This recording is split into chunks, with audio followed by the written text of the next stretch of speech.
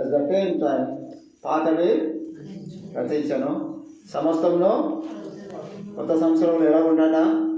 కొత్తగా ఉండాలంట. దేవుని యొక్క ఉద్దేశం అది. దేవుని ఆరాధించేవారు నూతన సంవత్సరంలో నూతన వ్యక్తిగా చేయబడి నూతనమైన రీతిలో దేవునితో సంబంధం కలిగిన వారు ఉండాలని తెలియపరుస్తూ వచ్చింది వాక్యం. కాగా ఎవడైనాను క్రీస్తునందు ఉన్నట్టయితే వాడు నూతన సృష్టి, పాతవి సమస్తంలో. మరి కొత్త సంవత్సరంలో సమస్తంలో కొత్తవి. ఇప్పుడు ఒప్పుకోలేని పాతవి గతించుకొని, ఒప్పుకోలు ఎందుకు చేయించాను? అది గతించిపోయింది. గతించిపోయి సుమారుగా ఇప్పుడు 7 నిమిషాలు అయింది. పాతవి గతించను, సమస్తమును కొత్తగా ఆయన దేవుడు సమస్తాన్ని ఈ సంవత్సరం నుంచి ఆయనను ఆరాధించే వారిని కొత్త రీతిలో ఆరాధించే వారుగా చేస్తాడు.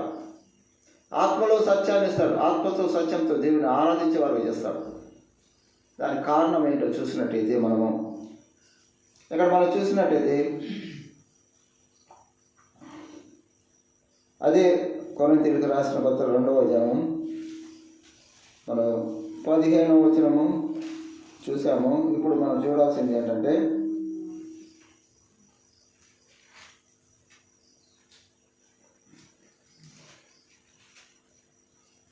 12వ వచనం చూడండి. 12వ వచనము, మమ్మల్ని మేమే మీ ఎదుట తిరిగి మెప్పించుకొనలేదు గాని హృదయమునందు అతిశయపడక పై రూపమునందే అతిశయపడు వారికి ప్రత్యుత్తరం ఇచ్చుటకు మీకు ఆధారము కలగవలెనని మా విషయమై మీకు అతిశయ కారణము కలిగించుచున్నాము. ఇక్కడ మనం చూసినట్లయితే 14వ వచనం కూడా చూడమ్మా. క్రీస్తు ప్రేమ మమ్మల్ని బలవంతం చేయించున్నది. ఎలాగనగా అందరి కొరకు ఒకడు మృతి పొందెను కనుక అందరిలో మృతి పొందుడని జీవించు వారికి మీద తమ కొరకు కాక తమ నిమిత్తము మృతి పొంది తిరిగి లేచిన వారి కొరకు జీవించుటకు ఆయన అందరి కొరకు మృతి పొందెనని నిశ్చయించుకుంటున్నాం. ఇప్పుడు కొత్త జీవితంలో మనం చేయాల్సింది ఏంటి? కొత్తదైన రీతిలో నూతనమైన హృదయాన్ని దేవుడు మనకి ఇచ్చినప్పుడు జీవించే వారికి మీదట తమ కొరకు కాక తమ కొరకు నూతన జీవాన్ని ఇయ్యటానికి సిలువలో బలి అయిన క్రీస్తు ద్వారా ఆయనకి నూతనమైన రీతిలో ఆయన స్తుతించి గణపరచాలి అనే ఆయన యొక్క ఉద్దేశం. అదే గలతీయులకు రాసిన పత్రిక 2వ అధ్యాయం 20వ వచనంలో మనం చూసినట్టయితే అపొస్తలుడైన పౌలు దాని సత్యాన్ని మనకు వెలుగులోకి తెస్తాడు. గలతీ 2:20. నేను క్రీస్తుతో కూడా సిలువ వేయబడి ఉన్నాను. ఇప్పుడు మనం ఏం చెప్పాలంట? ఒప్పుకొని చెప్పిన వారు ఏం చేయాలంట? నేను క్రీస్తుతో కూడా సిలువ వేయబడినాను. ఎవరంట? అది ఆలోచన చేయాలి. ఒప్పుకోలు ఎప్పుడైతే ఒప్పుకున్నామో సిలువ వేయబడినాం. మన యొక్క శరీర సంబంధమైన లోక సంబంధమైన విషయాలకు లోకానికి మనము మరణించిన వారుగా ఉండాలి, సిలువ వేయబడిన వారుగా ఉండాలి. ఏ విధంగా అయితే దేవుడు 3వ దినాన పునరుద్ధానుడై లేచినాడో సిలువని జయించి, ఆ విధమైన రీతిలో మనం ఒప్పుకోలు చేసిన తర్వాత దేవుడు మనకు ఒక పునర్జీవనాన్ని, ఆత్మని, కొత్త ఆత్మని, నూతన ఆత్మని, ఇదిగో సమస్తమును కొత్త వాయును మన యొక్క శరీరంలో కాదు ఆత్మలో పరిస్థితులు కూడా నూతనంగా చేస్తానన్నాడు. అందుకని పౌలు గారు ఏమన్నాడు? గలతీ 2:20లో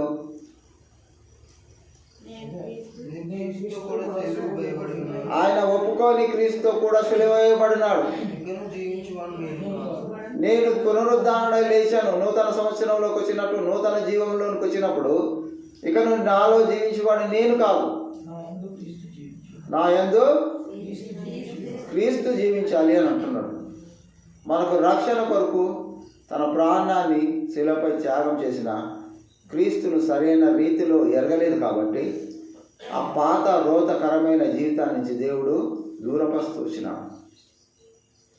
103వ కీర్తన చూసినట్టయితే 10వ వచనం చదండి. దావీదు గారు ఏమంటున్నాడు?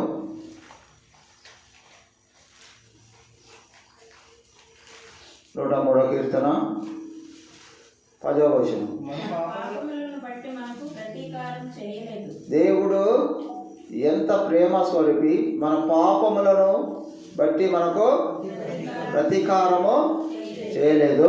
దోషములను బట్టి మనకు ప్రతిఫలం లేదు. ఏం చేయలేదమ్మా? మన దోషములను బట్టి మనకు ప్రతిఫలం లేదు. ప్రతిఫలం ఇస్తే ఉంటామా? ఏ ఫలం అయ్యకపోతేనే ఉండలేము. ప్రతిఫలం ఇస్తే అసలే ఉండదు. ఏమన్నాడు? మన పాపములను బట్టి ప్రతీకారం చేయలేదు. మన దోషములను బట్టి కంటే ఆకాశం ఎంత ఉన్నతముగా కాదమ్మా, చాలమ్మా. ఎందుకంటే కింద సర్వసౌదం. ఎందుకు చేయలేదు? దానికి కారణం ఏంటి? యెషయా 53వ అధ్యాయము 6, 7 వచనాలు, లేకపోతే 5, 6 వచనాలు చదవండి.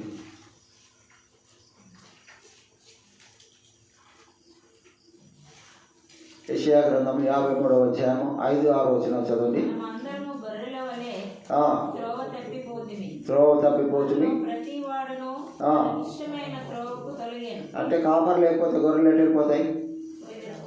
దాని ఇష్టం వచ్చినట్టు వెళ్ళిపోతాయి. మనము పాత నిబంధన కాలంలో మనము దేవుని గొర్రెలము, ఆయన మేపు గొర్రెలము, ఆయన మన కాపరి.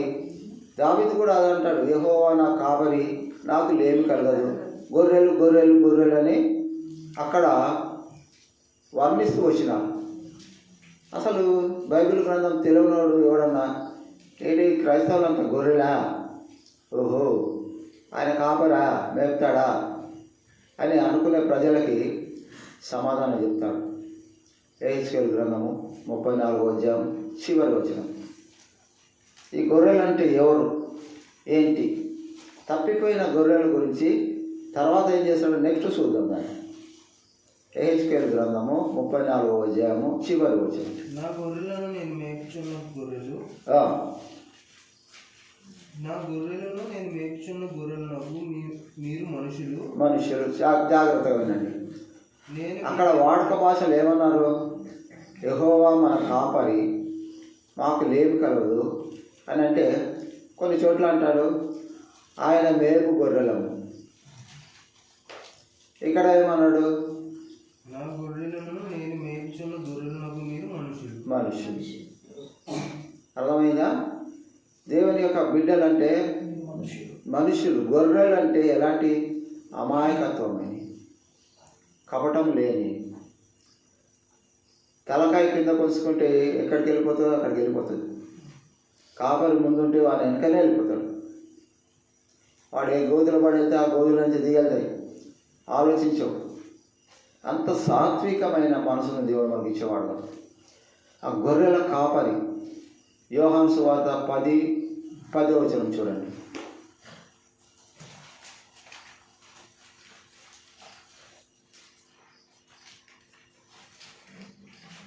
యోహాను సువార్త 10వ అధ్యాయం 10వ వచనం.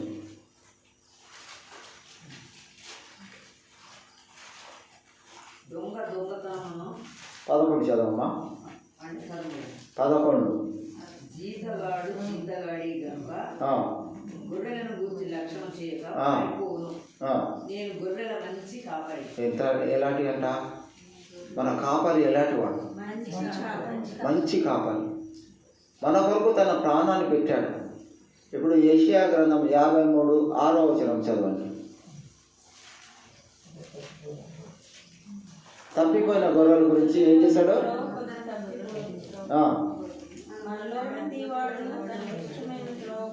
తొలగని కింద చదవాలి. ఏ గొర్రెల దోషం నాకు ఎవరి మీద మోపాడు? కీర్తనకారుడు ఏమన్నాడు?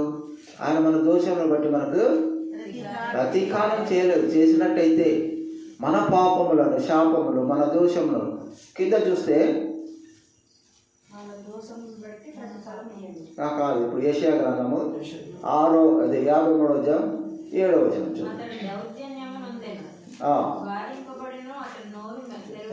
తెరవాలి. బొచ్చు కత్తిరించు వాని ఎదుట గొర్రెయు మౌనముగా ఉండునట్లు అతడు నోరు తెరవలేదు. అన్యాయపు తీర్పు నొందిన వాడై అతడు కొనిపోబడెను. అతడు నా జనుల అతిక్రమమును బట్టి కొట్టబడెను కదా. అంతా ఎవరిని వారికి? ఏ జనులు? తప్పిపోయిన గొర్రెలు చూపిస్తున్నాడే, తప్పిపోయిన గొర్రెలు చెప్తున్నాడు. ఆ జనులు అతిక్రమం, ఆజ్ఞ అతిక్రమం చేసి తమ ఇష్టమైన దారిన వెళ్తున్నారే, వారిని సరిచేయడానికి వారి దోషంలో వారి పాపంలో ఆయన మీద మోపుకొని వచ్చిన వారుగా ఉన్నారు. ఆయన ఏ విధముగా అయితే మన దోషంలో కొరకు మన వ్యసనముల కొరకు వ్యసనాక్రాంతుడుగాను వ్యాధిగ్రస్తుడుగా చేయబడ్డాడు అంటాడు. అదే 53వ అధ్యాయం యెషయా గ్రంథంలో. ఎవరి దోషంలో? ఆయన ఏమో దోషం చేశాడు, ఆయనకేమో వ్యసనాలు ఉన్నాయా? లేవు.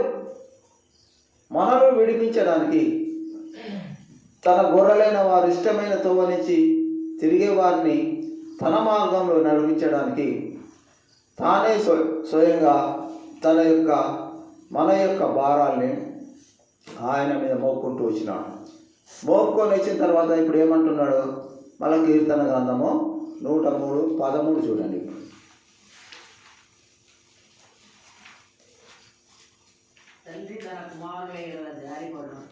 మోపటానికి కారణం ఏంటి? తండ్రి తన కుమారుల జాలిపడినట్టు. అది ఈ గొర్రెలు భయము లేదు, భక్తి లేదు. ఆ విధమైన వారిని ఒక భయమైన భక్తిలోకి తీసుకురావడానికి శిలువ కార్యం ద్వారా కింద చదవమ్మా. తెలిసే ఉన్నది, తెలుసు. ఆయన నిర్మించింది ఆయనే మంటితోటి. ఆయనే తెలియకపోతే ఎవరు తెలుస్తుంది? మంటి నుంచి తీసిన వాడు తను తాను సరి చేసుకోలేడు. అందుకని ఏం చేశాడు? మన యొక్క దోషములను పాపములను ఆయన మీద మోపుకొని సిలువలో కార్యం జరిగించినాడు. అందుకు అపొస్తలుడైన పౌలు ఏమన్నాడు? ఇక నువ్వు జీవించువాడని నేను కాదు,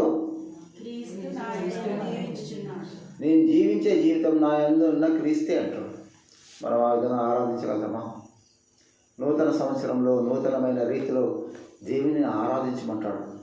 కీర్తనకారు 96వ అధ్యాయం 2వ వచనం చూడండి. కీర్తన గ్రంథం 96:2.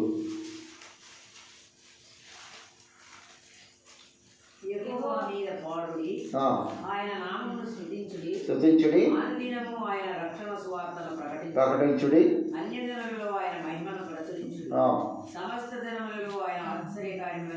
ప్రచురించుడి. ఆయన అధిక స్తోత్రము పొందదగినవాడు, సమస్త దేవతల కంటేను ఆయన పూజనీయుడు. జనముల దేవతలందరూ వట్టి విగ్రహమే. ఆ యెహోవా ఆకాశ విశాలను సృజించిన వాడు, ఘనత ప్రభావములు ఆయన సన్నిధిని ఉన్నవి. చూసారా? బల సౌందర్యం పరిశుద్ధ స్థలంలో. చాలా అమ్మా. ఉదయకాలం చూసినట్టు నిర్గమకాండంలో మొట్టమొదట శృతి కీర్తన 15వ అధ్యాయం 1-2 వచనాల్లో మిరియాము, అహరోను, మోషే గారు పాడతారు. ఇవన్నీ దేవుని యొక్క బలాన్ని, శక్తిని గురించి. యెహోవా నా బలమా, నా గానమా, నా శక్తి, నా సౌందర్యం, యుద్ధశూరుడు యెహోవా, మా పితరుల దేవుడు, యుద్ధశూరుడు యెహోవా. ఎవరితో యుద్ధం చేస్తున్నాడు? తన ప్రజలైన వారి పక్షముగా వహించి ఇక్కడేం చేశాడు? శత్రువు నుంచి విడిపిస్తూ వచ్చినాడే. శత్రువు యొక్క కబంధ హస్తంలో. శత్రువు అంటే ఎవడు? నథింగ్ బట్ లూసిఫర్, సాతాను. సాతాను యొక్క బంధకము నుంచి తన యొక్క బలాన్ని వాని యుద్ధం చేసి దేవుడు వాని తలను చిత్తకొట్టి మనం విడిపిస్తూ వచ్చినాడే. ఆ యొక్క పరిస్థితి నుంచి విడిపించి తన యొక్క నూతనమైన సృష్టిగా దేవుడు చేసినప్పుడు నీలో నాలో నూతనత్వం ఏమున్నది? అది ఆరాధన చేయమంటున్నాడు. క్రీస్తు యేసునందు ఉన్నట్టయితే నూతన సృష్టిగా చేయబడతారు. ఇదే యోహాను గారు 3వ అధ్యాయం 3వ వచనం, యోహాను సువార్త 3:3 ఏమంటున్నాడు చూడండి. నూతన సృష్టిగా చేయబడాలంటే ఏం చేయాలి? యోహాను సువార్త 3వ అధ్యాయం 3వ వచనం. అందుకు యేసు అతనితో, ఒకడు క్రొత్తగా జన్మించితేనే కానీ అతడు దేవుని రాజ్యం చూడలేడని నీతో నిశ్చయంగా చెబుతున్నాను. 23 సంవత్సరాల పాతగానే 23 ఆరంభంలో కొత్తగానే జన్మించినాం. లాస్ట్కి వచ్చగానే బాధపడిపోయాం. మళ్ళీ 24 వచ్చాం. ఎప్పుడైనా కొత్తగా జన్మించమంటున్నాడు. దేవుడు అవకాశం ఇచ్చినాడు. ఈ దినం చూడలేని వారికి ఈ అవకాశం లేదు. మనం జీవించి ఉన్నాము. నూతనమైన సంవత్సరంలో, నూతనమైన మొదటి దినంలో, మొదటి గడియలు దేవుని యొక్క సన్నిధిలో తాను చేసిన గొప్ప కార్యాలను గుర్తు చేసుకుని ఆయన స్తుతించి గణపరిచి ఆరాధించడానికి దేవుడు మనకు అనుకూలమైన ప్రశస్తమైన సమయాన్ని ఇచ్చిన వాడు ఉన్నాడు. ఎందరికొంది ఆధిక్యత? కేవలము తన చేత రక్షింపబడిన తన ప్రజలైన, తన గొర్రెలైన ఇశ్రాయేలు ప్రజలకి తప్ప ఎవరికి లేదు. చుట్టుపక్కల వినబడుతున్నాయి న్యూ ఇయర్ సాంగ్స్, ఎంటర్టైన్మెంట్. వారి జీవితంలో కొత్తదనం ఏమీ లేదు. కొత్త సంవత్సరానికి వెళ్ళారట. ఎందుకు వెళ్ళారో వాళ్ళకి తెలియదు, ఎలాగెళ్ళారో తెలియదు. కాబట్టి వారు those people are making recreation, సంతోషము, తాగడము, ఆనందం, గంతులు వేయడం. అది లోక సంబంధమైన ఆనందం. నిజమైన ఆనందం, పరలోక సంబంధమైన ఆనందం దేవుని యొక్క మందిరంలో ఉన్నది. ఎప్పుడైతే నూతన సంవత్సరంలోనికి ప్రవేశించిన వారుగా ఉంటామో, నూతనమైన సంవత్సరంలో మన యొక్క పేర్లన్నీ దేవుడు రివిజన్ చేస్తూ ఉంటాడు. ఈ సహోదరుడు ఒప్పుకోలు చేశాడు, ఈ సహోదరు ఒప్పుకోలు చేసింది. ఇక్కడి నుంచి చూస్తాడంట మన కథ. నూతన సృష్టిగా చేయబడినప్పుడు ఏం చేయాలి? పాతవి గతింపజేసినప్పుడు మళ్ళీ వారిని గుర్తు చేసుకోదు.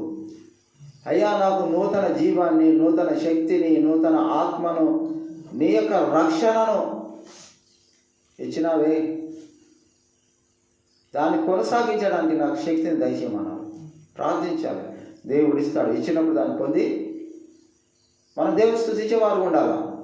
దేవుడు ఏమంటాడు మత్తయి సువార్త 7:7లో, అడుగుడి మీకు ఇయ్యబడును, వెదకుడి తట్టుడి. ఇప్పుడు చేయాలి. ఇందాక ఒప్పుకోలేకపోయిందా? ఇప్పుడు ఏం అడగాలంట? ఏం అడగాలి? నూతన సంవత్సరంలో నూతనమైన రీతిలో నూతన హృదయంతో నేను స్తుతించి మనసు నాకు దయచేయి దేవా అంటే ఏమంటాడు? అడుగుడి ఇయ్యను అన్నాడా? నువ్వు సరిగా ఒప్పుకోలేదు, నీకు ఇయ్యను అన్నాడా? ఏమన్నాడమ్మా? ఇచ్చాడా?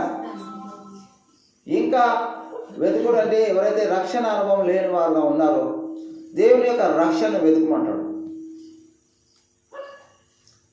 తట్టడం అంటే పరలోక రాజ్యం యొక్క ద్వారాన్ని తట్టుమంటున్నాడు.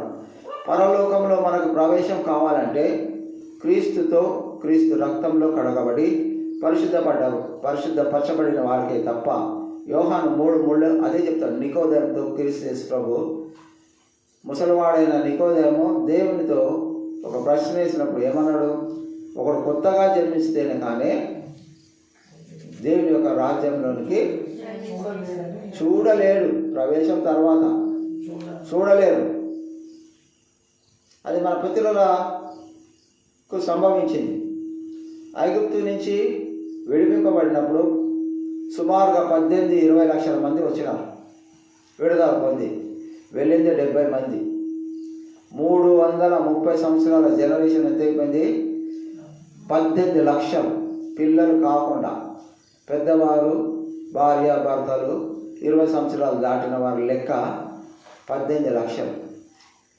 వీళ్ళు 4 రోజులు ప్రయాణం చేయవలసిన ఆ యొక్క పాలు తేనెలో ప్రవహించే దేశానికి 4 రోజులే ప్రయాణం. దేవుని చిత్తానికి విరుద్ధంగా మాట్లాడుతూ ఆ నాయకుడిని దూషిస్తూ అతని కుటుంబాన్ని విమర్శిస్తూ వచ్చినప్పుడు ఏం జరిగింది? 40 సంవత్సరాల కాలం పట్టింది. ఈ 40 సంవత్సరాల్లోనైనా వీరు దేవుని ఎరిగిన వారై నూతనమైన రీతిలో సృష్టిస్తారేమో అని దేవుడు వారికి అవకాశం ఇస్తే వారు మారలేదు. ఆఖరికి ఆ పాలు తేనెలు ప్రవహించే దేశానికి ఎంతమంది వెళ్ళారమ్మా? 18 లక్షల మంది వస్తే 2 ఎందుకు పంపిస్తారమ్మా మీరు? ఎవరు ఆ 2? యెహోషువ కాలువైపులు ఎందుకు వెళ్ళారో కూడా రాసి ఉంటుంది.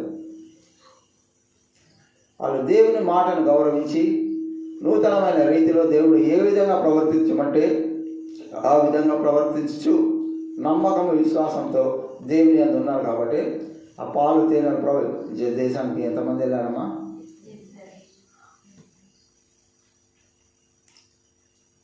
మనం కూడా అందరికీ కోరుకుంటే వెళ్ళిపోదామని. ఎక్కడికి?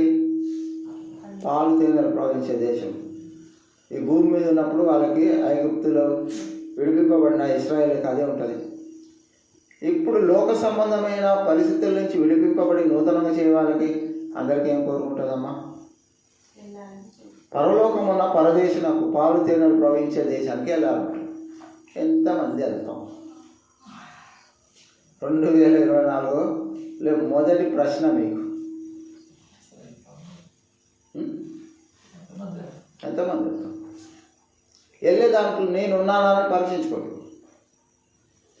నిజంగా దేవుడు నీలో నూతన కార్యం జరిగిస్తున్నట్టు కాన్ఫిడెన్స్ తోటి దేవుని ఆత్మతోనూ సత్యంతోనూ స్తుతించే వారుగా ఉంటాం.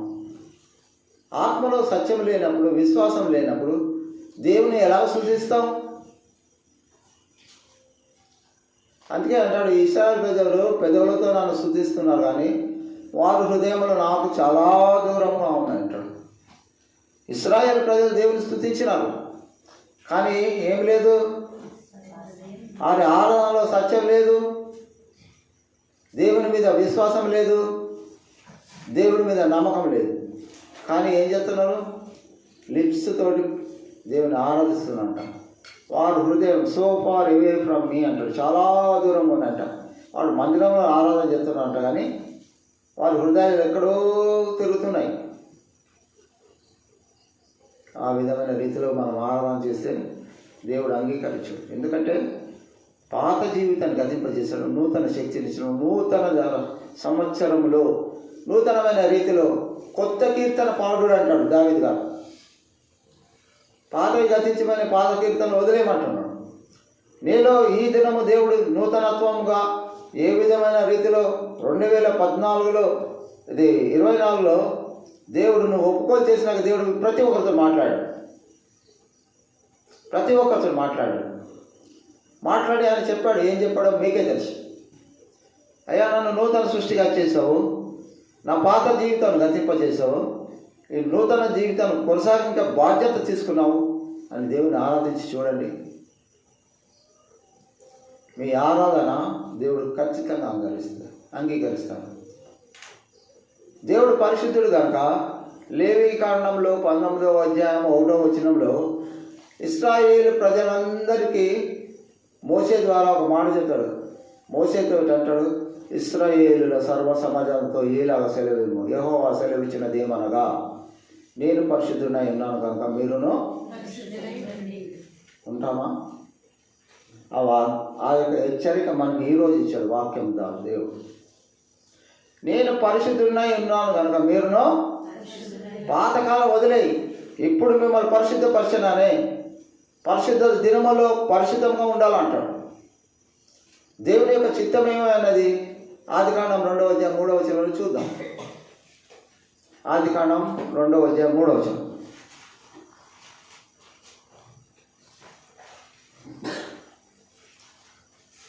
కాబట్టి దేవుడు ఆ ఏడవ దినమున ఆశీర్వదించి ఏం చేశాడు? ఆశీర్వదించాడు, పరిశుద్ధపరిచినాడు.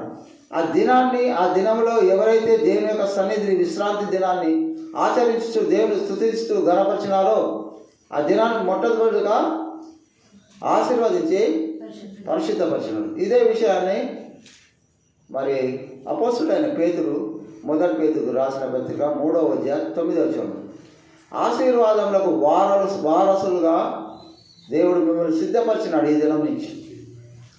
చదవండి 1 పేతురు 3:9. ఆశీర్వాదములకు వారసులగుటకు మీరు పిలువబడితే కనుక కీడుకు ప్రతి కీడైన చాలు. 23వ సంవత్సరం దాకా మీరు ఆరాధన చేసినా ఏం చేసినా ఆశీర్వదింపబడలేదు. నూతనమైన సంవత్సరంలో దేవుడు ఏమిస్తాడంట?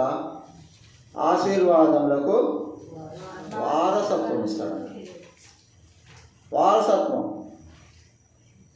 నామినీస్గా దేవుడు మనల్ని వారసత్వం ఇవ్వడానికి ఇష్టపడుతూ వచ్చినాడు. పరలోక ఆశీర్వాదాలు పొందడానికి మనకు అర్హులుగా చేశాడు. దానికి కారణం ఏంటంటే ద్వితీయోపదేశ కాండము 7వ అధ్యాయం 6వ వచనం. ముందుగా దేవుడు మనల్ని ఆ విధంగా సిద్ధపరిచి ఆ యొక్క ఆశీర్వాదాలకు మనకు వారసులుగా చేయడానికి ఇష్టపడుతూ వచ్చినాడు. ద్వితీయోపదేశ కాండం 7వ అధ్యాయం 6వ వచనం. నీవు నీ దేవుడైన యెహోవాకు ప్రతిష్ఠిత. ఏం చేశాడు? మనము ఇప్పటి వరకు దేవుడు అసహ్యించుకునే జీవితం కలిగి ఉన్నప్పటికీ పాత జీవితాన్ని మార్చి ఏం చేశాడట? మీరు మీ దేవుడు ఏమైనా యెహోవాకు ప్రతిష్ఠిత జనము. నీ దేవుడైన యెహోవా భూమి మీద ఉన్న సమస్త జనుల కంటే నిన్ను ఎక్కువగా ఎంచి నిన్ను తనకు స్వకీయ జనముగా ఏర్పరచుకున్నాడు. స్వకీయ సంపాద్యం. అక్కడ ఏమన్నాడు పేతురు గారు 3:9లో? ఆశీర్వాదాలకు వారసత్వం. ఇది ఎక్కడి నుంచి వచ్చింది వారసత్వం? స్వకీయ సంపాద్యంగా చేసుకున్నాడు. తన ఆస్తి ఎవరికి ఇస్తారు? ఈ స్వకీయంగా చేయబడిన సంపాద్యానికే కదా. తల్లిదండ్రులకు ఆస్తి ఉంటే ఎవరికి ఎంత ఉంటుందండి? సొంత పిల్లలకే వెళ్తుందా? స్వకీయం అంటే సొంత వాళ్ళకే చెప్తుంది. ఒకవేళ పిల్లలు లేకపోతే వేరే వాళ్ళకి వెళ్దాం. ఇప్పుడు మన దేవుని పిల్లలుగా చేయబడినప్పుడు, ఆయన మేపు గొర్రెలుగా మనం చేయబడినప్పుడు, ఆయన కాపుదల్లో మనం పెరుగుతున్నప్పుడు మనకి ఏమి ఇస్తానన్నాడు? ఆశీర్వాదాలు పొందాలంటే ఏం చేయాలన్నాడు? మొట్టమొదటిగా స్వకీయ సంపాద్యంగా దేవుడు మనం చేస్తూ వచ్చినాడు. 23 సంవత్సరం వదిలే 24వ సంవత్సరంలో దేవుడు కొత్త వాగ్దానం ఇస్తున్నాడు. అందరితోటి ఆరాధించే ప్రతి వారికి ఆత్మతో సత్యంతో ఆరాధించాలంటాడు. ఇంకేమంటాడు? మత్తయి సువార్త 5వ అధ్యాయంలో 9 ధన్యతలు ఉంటాయి. అందులో ఒక ధన్యత ఏమంటే 8వ వచనం, ఒక హృదయ శుద్ధి గలవారు ధన్యులు, వారు దేవుని ఆరాధించేటప్పుడు ఏం కావాలంట? సత్యము మనకు బయటికి రావాలంటే హృదయం శుద్ధిగా ఉంటేనే దేవుని యొక్క సత్యాన్ని బయటికి వ్యక్తం చేసి ఆయన స్తుతించి కనపరచేవాళ్ళు. లేకపోతే రాదు, ఆరాధనే రాదు. వస్తుంది కానీ వేరేది వస్తుంది. దేవుడు కోరేది ఏంటి? దేవుడు ఆత్మ కనుక ఆయనను ఆరాధించేవారు ఆత్మతోనూ, ఆత్మలో ఎలాంటి సత్యం జోడి చేయమంటున్నాడు. అది రావాలంటే ఏం కావాలి? మన యొక్క పాత జీవితాన్ని దేవుడు తీసి పడివేసినప్పుడు తూర్పునకు పడమర ఎంత దూరమో అంత దూరంలో పడేసినాడు అంటారు. అదే 103 కీర్తనలు. తూర్పుకి పడమర ఎంత దూరం ఉంది చూసారా? అటు తూర్పు ఉంది, ఇటు పడమర ఉంది. దాని డిస్టెన్స్ మనకు తెలియదు. ఒకవేళ తూర్పుని తీసేసి ఒక 4 అడుగులు వెనక పడితే వెనక తిరిగి చూస్తామని ఏం చేశాడంట? తూర్పునకు పడమర ఎంత దూరమో అంత దూరంలో మీ యొక్క పాపాలన్నీ అతిక్రమాలన్నీ తీసి దేవుడు పడవేసినాడు. తిరిగి చూసిన తూర్పు నుండి పడమటకు తిరిగి చూస్తే ఎక్కడ కనపడుతుంది? ఒక 2 కిలోమీటర్లు కనపడుతుంది. అలా కనబడకుండా తీసుకెళ్ళి ఎక్కడ పడేశాడంట. మళ్ళీ అక్కడికి పోతున్నట్టే మన కర్మ. పోవద్దని చెప్తున్నాడు. మీరు నాకు ప్రతిష్ఠిత జనం, నేను మిమ్మల్ని ప్రతిష్ఠించుకున్నాను. ఎందుకంటే పరలోకంలో యాజకులుగాను దేవుని సొత్తైన ప్రజలుగాను ఉండడానికి, పరిపాలకులుగా దేవుని యొక్క రాజ్యంలో మన న్యాయం తీర్చే, నిర్ణయించే న్యాయస్తులుగాను, పాలించే రాజులుగాను, తన సొత్తైన ప్రజలుగా దేవుడు చేసుకుంటూ వచ్చిన. ఎక్కడి నుంచి? అదే పేతురు గారు అంటాడు. పేతురు పత్రిక 1:9, చీకటిలోంచి ఆశ్చర్యకరమైన తన వెలుగులోకి తీసుకొచ్చాడు. 2023లో మన జీవితం చీకట్లో ఉండి ఉండవచ్చు. 24 ఆశ్చర్యకరమైన తన వెలుగులోకి తీసుకొని వచ్చి అమ్మా దేవుని యొక్క గుణాతిశయం. దేవుని యొక్క గుణమే అతిశయం. అతిశయం అంటే ఇక్కడ మామూలుగా జనరల్గా అతిశయం అంటే ఏమనుకుంటారు? గర్వం అనుకుంటారు. కానీ ఆనందానికి కారకమైన అతిశయము దేవునిలో. అతిశయం అంటే అది దేవునిలో మనం ఆనందించే అతిశయాన్ని ఇచ్చేవాడుగా ఉన్నాడు. ఆ అతిశయాన్ని పుచ్చుకొని అతిశయాన్ని ఇచ్చిన దేవుడిని ఆయన స్తుతులకు పాత్రుడు. భూమి దేవుని స్తుతించి వచ్చింది. జలరాశులు 150 కీర్తనలో సమస్తమును సృష్టిలో సృష్టించిన సమస్తం దేవుని సృష్టించి వస్తున్నాయి. ప్రకటన గ్రంథం చూస్తే దేవదూతలు దేవుని నిత్యము స్తుతిస్తున్నాడు. ఎందుకంటే స్తుతులకు పాత్రుడు యోగుడు ఆయన కాబట్టి ఆయన స్తుతిస్తున్నాము. దేవదూతలు దేవుని సన్నిధిలో నిత్యం స్తుతిస్తున్నారు. వాళ్ళు దేవదూతలుగా పరిశుద్ధపరచబడి దేవదూతలుగా చేయబడ్డారు కాబట్టి వారి కార్యం అది. మనం పరిశుద్ధపరచబడ్డాం, నూతన వ్యక్తిగా మార్చబడ్డాం. మన కార్యం ఏమి ఉండాలి? ఇప్పటి నుంచి దేవుని నిత్యం అంటే మనం చనిపోయే వరకు ఈ దినము నిర్ణయంతో మనం ఒప్పుకోలతో దేవుని స్తుతించి గణపరిచి ఆరాధించే వారు ఉంటాం. మరి ముఖ్యంగా నూతన నిబంధనలో క్రీస్తు యేసు ప్రభు తన రక్తం ఇచ్చి కొన్నటి సంఘంలో మనం చేస్తూ వచ్చినాడు. అపోస్తల కార్యం 20:28 ఒక సంఘాన్ని తన రక్తం ఇచ్చి సంపాదించిన ప్రజలను ఒక సంఘంగా చేస్తూ వచ్చినాడు. ఆ సంఘంలో ఉన్న ప్రతి ఒక్క సభ్యులు ఆయన రక్తం చేత కడిగబడిన వారు, విడిపించి విమోచింపబడిన వారు, ఆ యొక్క రక్షణ కార్యాన్ని గురించి దేవుని స్తుతించేవారుగా ఉండాలి, దేవుని గణపరిచేవారుగా ఉండాలి. రక్షణ అంటే శరీర సంబంధమైన రక్షణ కాదు, ఆత్మ సంబంధమైన రక్షణ. నిత్యమైన నాశనం నుంచి నిత్య జీవానికి తప్పించి రక్షించి నిత్య జీవానికి తీసుకెళ్ళిన దేవుని మనము ఎంతైనా స్తుతించాలి. మార్చుకుందాం, కొత్త కీర్తన వాడదాం. పాత రికార్డులు వద్దంటాడు దావీదు. అయ్యా 2023 నుంచి ఇప్పుడు దాకా చేసిన అది వదిలేండి, ఈ రోజుతో వదిలేయండి. 24లో చేయాల్సిందే అంటే నన్ను ఒక నూతన సృష్టిగా చేసావు, నూతన వ్యక్తిగా చేసావు, నూతన ఆత్మను నాలో ఇచ్చినావు, నీ ఆత్మనే నాలో ఇచ్చినావు, నీ పరిశుద్ధతనే నాకు ఇచ్చినావు, నీ యొక్క పవిత్రతనే నాకు ఇచ్చినావు, నీకు సొత్తైన ప్రజలుగా ప్రతిష్ఠింపబడినావు. అభిషేకింపబడిన వారు ప్రతిష్ఠింపబడిన వారు ఒకటే. దేవుని చేత ప్రతిష్ఠింపబడిన వారు, ప్రత్యేకింపబడిన వారు చేసినప్పుడు ఇంకా లోకంతో ఉంటామా? అందుకే ఏమన్నాడు గల్తీ 2:20, ఇక నేను జీవించేవాడు నేను కాదు, నాలో నా క్రీస్తే, నాకు రక్షణనిచ్చిన క్రీస్తే, నాలోనికి వచ్చిన క్రీస్తే నాలో జీవిస్తున్నాడు. మనం ఈ దినం నుంచి ఆ ఆరాధన చేయగలుగుతామా? చేయలేరా? ఎవరు మాట్లాడలేదమ్మా? ఎందుకు చేయలేరు? అపోస్తలుడైన పౌలుకి 4 మూతులు 4 కండ్లు ఏమన్నా ఉన్నాయా? ఆయన సాధారణ వ్యక్తే. తాను తన జీవితంలో చేసిన తప్పులు ఒప్పుకున్నప్పుడు దేవుడికి అతను నూతన ఆత్మనిచ్చినాడు కాబట్టి నూతన ఆత్మ ఇచ్చిన దేవుని ఏ విధంగా స్తుతించాలో ఆయన నేర్పిస్తూ వచ్చినాడు. కొరింథీ సంఘానికి నేర్పించినాడు, గలతీ సంఘానికి నేర్పించాడు, ఎఫెసు సంఘానికి కూడా నేర్పించినాడు. మునుపు దూరస్థలమైన మనలను తనకు సమీపస్తులుగా చేసుకుంటూ వచ్చిన వాడు, విరోధంగా ఉన్న వారిని మన స్నేహితులుగా చేసుకున్నాడు. ఆ సంఘానికి దేవునికి విరోధంగా ఉన్నవారు అక్కడ ఉన్నారు కాబట్టి నూతన సంవత్సరంలో దేవుడు వారిని మార్చినాడని వారికి ఒక ఉపదేశం చేస్తూ ఆయన తెలియపరుస్తూ వచ్చినాడు. ప్రతి ఒక్క సంఘానికి ప్రతి ఒక్క మార్పును చూపించి వచ్చినాడు. నూతనమైన జీవితం, నూతనమైన దినం, ఇది నూతన సంవత్సరం. కానీ ఎప్పుడైతే మనలో నూతనమైన ఆత్మ వస్తుందో అదే మన యొక్క జీవితంలో మన ఆత్మకి నూతన సంవత్సరం. ఈ సంవత్సరం వస్తుంది, పోతుంది. 23 వచ్చింది, వెళ్ళిపోయింది. ఆల్రెడీ 40 నిమిషాలు అయిపోయింది. మనం ఆరాధన చేస్తే ఇంకో గంట అయిపోయింది. మనలో నూతనత్వం ఏమొచ్చింది, ఏమి బట్టి మన దేవుని స్తుతిస్తున్నాం, అది గమనించండి.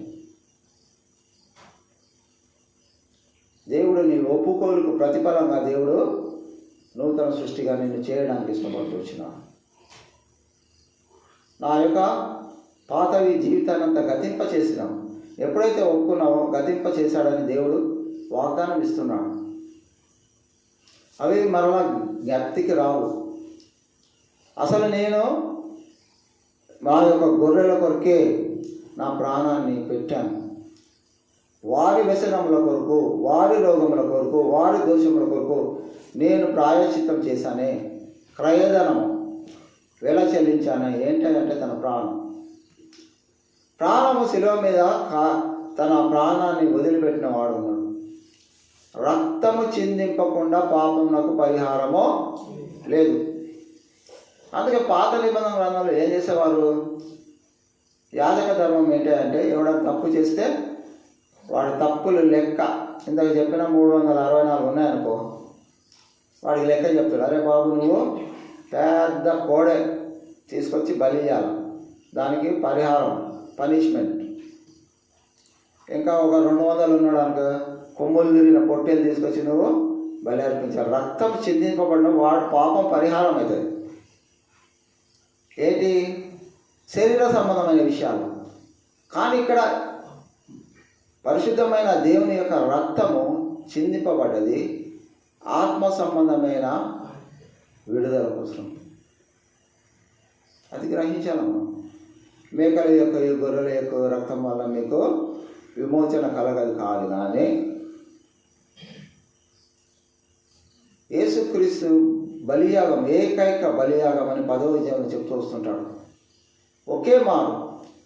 ఒక పూర్వకాలం అయితే యాజకులు సంవత్సరం వాళ్ళు చేసిన తప్పులు బట్టి